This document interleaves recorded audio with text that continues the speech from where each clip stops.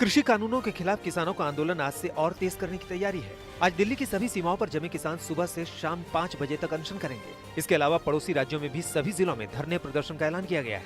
किसान नेताओं ने अल्टीमेटम दिया है कि अगर सरकार ने उनकी मांग नहीं मानी तो 19 दिसंबर से वो अनिश्चितकालीन अनशन शुरू करेंगे। किसानों ने आज ही दिल्ली जयपुर हाईवे जाम करने का भी ऐलान किया था, लेकिन हाईवे पर रविवार से ही जाम के हालात बन गए। राजस्थान के शाहजहांपुर में जमा हुए किसानों ने दिल्ली चलो मार्च शुरू किया है। हालांकि हरियाणा बॉर्डर पर किसानों को रोक लिया गया, लेकिन जगह जगह किसानों के धरने के चलते दिल्ली जयपुर हाईवे पर ट्रैफिक डाइवर्ट कर दिया गया है। जयपुर के नजदीक भी देर रात ट्रैफिक जाम के हालात रहे। किसानों के अनशन के समर्थन में आज दिल्ली के सीएम अरविंद केजरीवाल भी उपवास करेंगे। केजरीवाल के अलावा आप के कार्यकर्ता भी पार्टी दफ्तर पर उपवास और धरना प्रदर्शन करेंगे। केजरीवाल ने केंद्र सरकार से सवाल किया है कि आंदोलन को समर्थन देने वाले पूर्व सैनिक, छात्र, कलाकार, वकील क्या एंटी नेशनल हैं? दरअसल केंद्र के कई मंत्रियों ने किसान आंदोलन में एंटी नेशनल तत्वों के घुस जाने के आरोप लगाए थे। किसानों के नाम पर पंजाब के सीएम कैप्टन अमरिंदर सिंह और दिल्ली के सीएम केजरीवाल के बीच जंग भी नए चरम पर पहुंच गई है। अमरिंदर ने केजरीवाल को किसानों की पीठ में खंजर भोंकने वाला करार दिया है। अमरिंदर ने केजरीवाल को बेशर्म और झूठा भी कहा। किसानों के प्रति केजरीवाल की सहानुभूति को सियासी ड्रामा बताते हुए कैप्टन ने कहा कि जब किसान दिल्ली की ओर कूच कर रहे थे, तब केजरीवाल कृषि कानून को दिल्ली में लागू कर रहे थे। दिल्ली के मुख्यमंत्री अरविंद केजरीवाल के घर के बाहर तोड़फोड़ का मामला सामने आया है। मुख्यमंत्री कार्यालय के मुताबिक धरने पर बैठे बीजेपी नेताओं ने मुख्यमंत्री के घर पर लगे सीसीटीवी कैमरे तोड़े हैं। वहीं दिल्ली बीजेपी का कहना है कि आप घटिया राजनीति पर उतर आई है। धरने पर बैठी महिला पार्षदों पर नजर रखने के लिए नए सीसीटीवी कैमरे लगवा दिए, जबकि सीएम हाउस के बाहर पहले से ही बहुत कैमरे लगे हैं।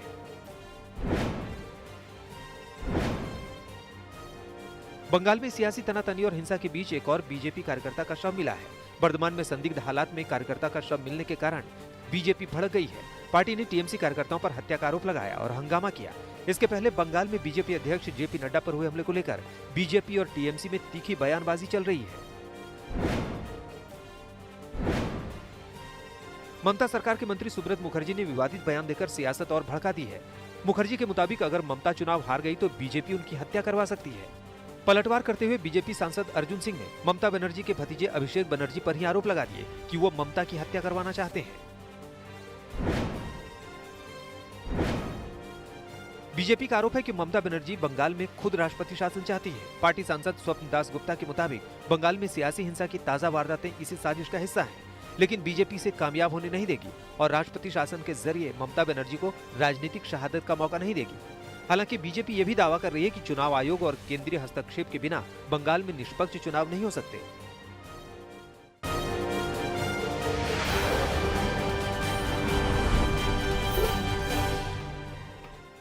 जम्मू कश्मीर के पुंछ में सेना ने मुठभेड़ में 2 पाकिस्तानी आतंकवादी मार गिराए, जबकि उनका सहयोगी गिरफ्तार कर लिया गया है।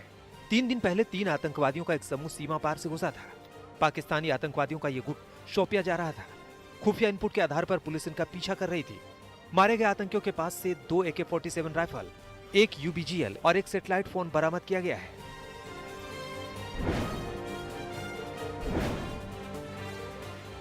बीजेपी अध्यक्ष जेपी नड्डा कोरोना पॉजिटिव पाए गए हैं। उन्होंने ये जानकारी ट्विटर पर शेयर की है। उन्होंने कहा कि उनके संपर्क में आए लोग अपनी कोरोना जांच कराएं। फिलहाल जेपी नड्डा घर पर ही आइसोलेट हैं। ममता बनर्जी समेत कई दिग्गज नेताओं ने नड्डा के जल्द स्वस्थ होने की कामना की है।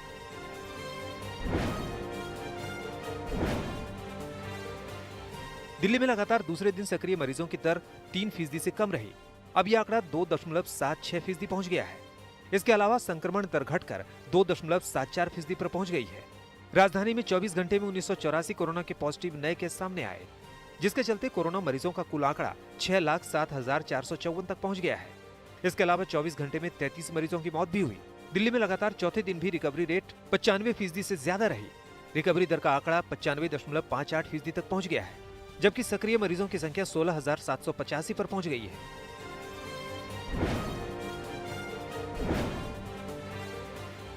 उत्तर प्रदेश में कोरोना के बढ़ते मामलों को लेकर इलाहाबाद हाईकोर्ट ने असंतोष जताया है। हाईकोर्ट ने यूपी के 4 बड़े शहरों में कोरोना की रोकथाम के उपायों पर असंतोष व्यक्त किया है। कोर्ट लखनऊ, गाजियाबाद, गौतम बुद्ध नगर और मेरठ में फैलते कोरोना संक्रमण को लेकर बरते गए एहतियात से संतुष्ट नहीं है।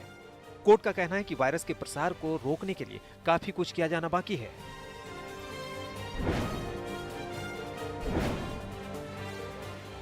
कोरोना वायरस महामारी के चलते ओडिशा के पुरी में स्थित श्री जगन्नाथ मंदिर करीब 9 महीने से बंद है, लेकिन अब इस मंदिर के कपाट 22-24 दिसंबर के बीच पुरी के निवासियों के लिए फिर से खुलने वाले हैं। यानी पुरी के लोगों को मंदिर में प्रवेश का पहला मौका मिलेगा। इस दौरान कोरोना संबंधी सारे सुरक्षा नियमों का कड़ाई से पालन किया जाएगा।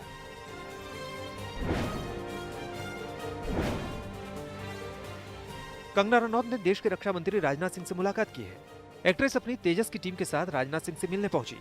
मुलाकात की तस्वीरें कंगना ने सोशल मीडिया पर शेयर की। तेजस फिल्म में कंगना रनौत एक पायलट का रोल अदा कर रही है। ये फिल्म सत्य घटनाओं पर आधारित बताई जा रही है।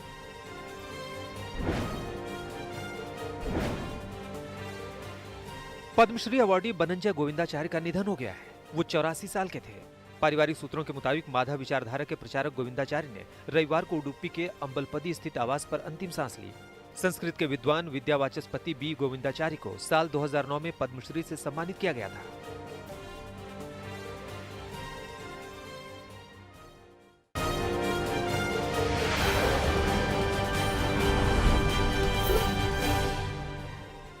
लखनऊ के मोहनलालगंज में कूड़े के ढेर में युवक का शव मिलने से सनसनी मच गई।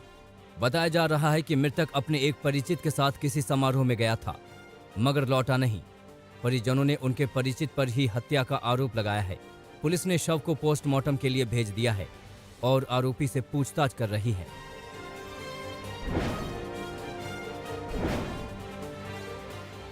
इंदौर में निगम कर्मी की हत्या से हड़कंप मच गया। बताया जा रहा है कि निगम कर्मी की अपनी दुकान भी थी। इसी दुकान पर दो लोगों में झगड़ा हुआ। निगम कर्मी झगड़ा सुलझाने के लिए गया था, मगर झगड़ा सुलझाने के दौरान दोनों आरोपी निगम कर्मी पर ही टूट पड़े और पत्थर से कुचलकर निगम कर्मी को मार डाला। हत्या के बाद परिजनों में जबरदस्त आक्रोश है। परिजनों ने शव को सड़क पर रखकर विरोध प्रदर्शन किया और आरोपियों की गिरफ्तारी की मांग की।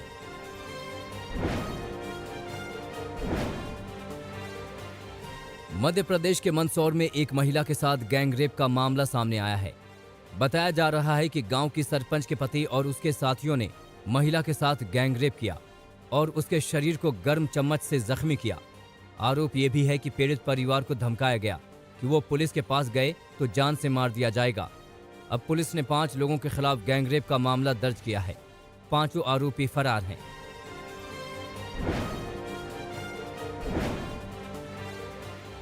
बिहार के हाजीपुर में शादी के ठीक पहले दूल्हे को अपहरण कर लिया गया और अगले दिन उसका शव कुएं में मिला।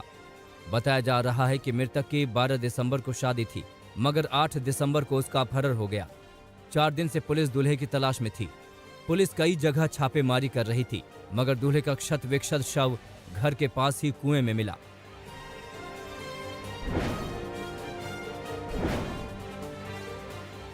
झारखंड के दुमका में एक शख्स ने 5वीं मंजिल से कूदकर जान दे दी। खुदकुशी की तस्वीरें सीसीटीवी में कैद हो गई हैं। बताया जा रहा है कि प्रेम प्रसंग में युवक काफी परेशान था। वो होटल की 5वीं मंजिल पर कुछ देर टहलता रहा और उसके बाद छलांग लगा दी। घायल युवक को अस्पताल में भर्ती कराया गया, जहां उसने दम तोड़ दिया।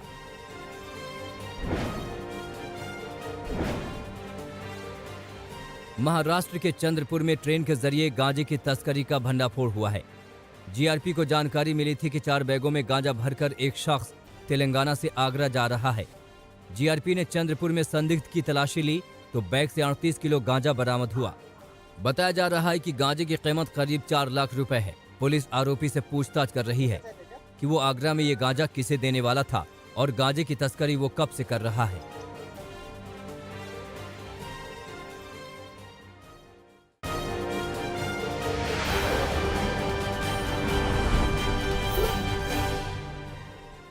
होशंगाबाद में सड़क हादसे की भयानक तस्वीरें कैमरे में कैद हुई हैं। तस्वीरें देखकर आप अंदाजा लगा सकते हैं कि हादसा कितना भयानक है। देखिए, भोपाल नागपुर नेशनल हाईवे 69 पर नशे में धुत ट्रक ड्राइवर ने पहले ऑटो को टक्कर मारी और उसके बाद ऑटो को घसीटते हुए ले गया। हादसे की तस्वीरें कई लोगों ने अपने कैमरे में कैद कर ली। पुलिस की माने तो ट्रक ड्राइवर को हिरासत में ले लिया गया है।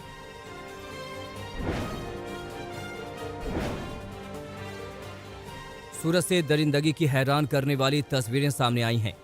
इन तस्वीरों को सीधे सीधे हम आपको नहीं दिखा सकते, मगर इसमें एक शख्स हथौड़े से दूसरे शख्स पर वार कर रहा है। बताया जा रहा है कि हथौड़े से 36 बार वार करके आरोपी ने युवक को मार डाला। मामला सूरत के पूना थाना क्षेत्र का है। हत्या की यह तस्वीरें सीसीटीवी में कैद हो गई थी।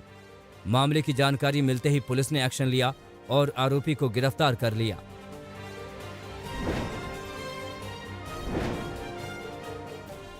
वैसे तो बिहार में शराबबंदी है, मगर अक्सर लोग नियम कानून को ठेंगा दिखाते रहते हैं। ऐसी ही खबर आई है बिहार के मोतिहारी से। पुलिस ने यहां शराब फैक्ट्री का भंडाफोड़ किया है। मामला केसरिया थाना क्षेत्र का है, जहां राजपुर पंचायत के पूर्व सरपंच के घर पर अवैध शराब फैक्ट्री चलाने की खबर मिली थी। जानकारी के आधार पर पुलिस ने छापेमारी की तो भारी तादाद में शराब और शराब बनाने वाले सामान बरामद हुए हैं। आरोपी फरार है।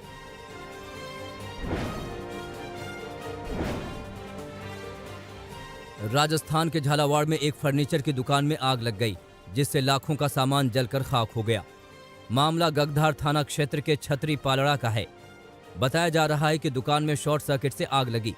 लकड़ी का सामान होने से आग तेजी से भड़की और जब तक आग पर काबू पाया जाता, लाखों का सामान जलकर खाक हो गया।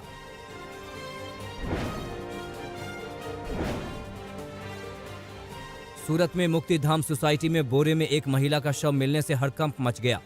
पुलिस ने तफ्तीश की तो मालूम चला कि एक शख्स इस महिला को 3 लाख रुपए में खरीद कर लाया था।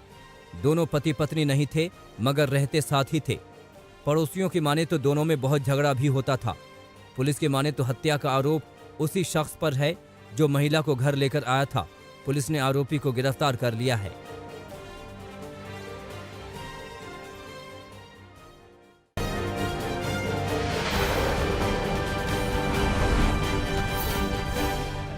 यूपी के प्रतापगढ़ में बीती रात दर्दनाक हादसा हुआ। तेज रफ्तार बेकाबू बुलेरो सड़क किनारे पेड़ से जा टकराई। इस हादसे में एक सिपाही समेत 5 लोगों की दर्दनाक मौत हो गई। बताया जा रहा है कि बुलेरो में सवार लोग एक शादी समारोह में शामिल होकर घर लौट रहे थे। उसमें सवार सिपाही संदीप यादव की एक दिन पहले ही सगाई हुई थी। आज उसे मऊ में अपनी ड्यूटी भी ज्वाइन करनी थी, लेकिन उससे पहले ही ये हादसा हो गया। इन दिनों पहाड़ों पर जबरदस्त बर्फबारी शुरू हो चुकी है। हिमाचल प्रदेश, उत्तराखंड और जम्मू कश्मीर के कई इलाके सफेद चादर से ढक चुके हैं। उत्तराखंड के बागेश्वर में ऊंची पहाड़ियों पर अद्भुत नजारा दिख रहा है। वहां लगातार बर्फबारी हो रही है। इस वजह से तापमान में भी भारी गिरावट दर्ज की गई है। उत्तराखंड के औली में भी बर्फबारी का खूबसूरत नजारा दिखा। वहां विश्व प्रसिद्ध स्कीइंग रिजॉर्ट बर्फ की मोटी परत से ढक चुका है। दूर दूर तक बर्फ ही बर्फ नजर आ रही है। चमोली के बद्रीनाथ धाम, हेमकुंड साहिब और औली इलाके में भारी बर्फबारी हुई। बद्रीनाथ धाम में 1 से 1.5 फुट, हेमकुंड साहिब में करीब 3 फुट तक और औली में 1 फुट तक बर्फबारी दर्ज की गई है।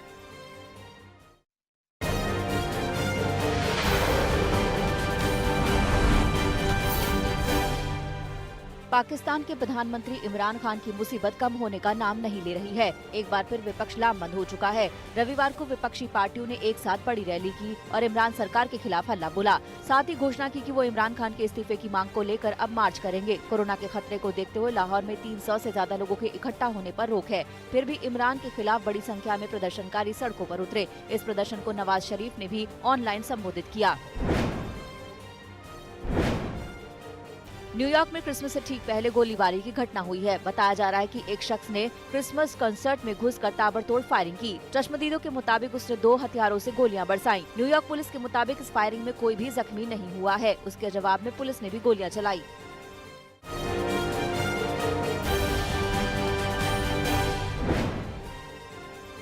दुनिया में कोरोना का कहर जारी है।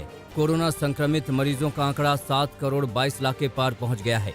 महामारी में अब तक 16,14,000 से अधिक लोग जान गंवा चुके हैं। वहीं करीब 5 करोड़ लोग ठीक हो चुके हैं। चीन में कोरोना के 24 नए मामले आने के बाद हड़कंप मच गया। नेशनल हेल्थ कमीशन ने संदिग्ध जगहों पर टेस्टिंग कराने के आदेश जारी किए। शंघाई में 10 नए मामले समेत बीजिंग, सिचुआन, वुहान में भी क्लस्टर्स की तलाश जारी है। जापान में पहली बार एक दिन में 3,000 से ज्यादा कोरोना के मामले सामने आए हैं। स्वास्थ्य मंत्रालय ने राजधानी टोक्यो में बढ़ते संक्रमण को लेकर चिंता जताई है। सरकार अर्थव्यवस्था कमजोर होने के डर से कड़े कदम उठाने में सुस्ती दिखा रही है। जापान में अब तक 1,77,000 से ज्यादा लोग कोरोना से संक्रमित हो चुके हैं। वहीं 2,562 लोगों की मौत हो चुकी है।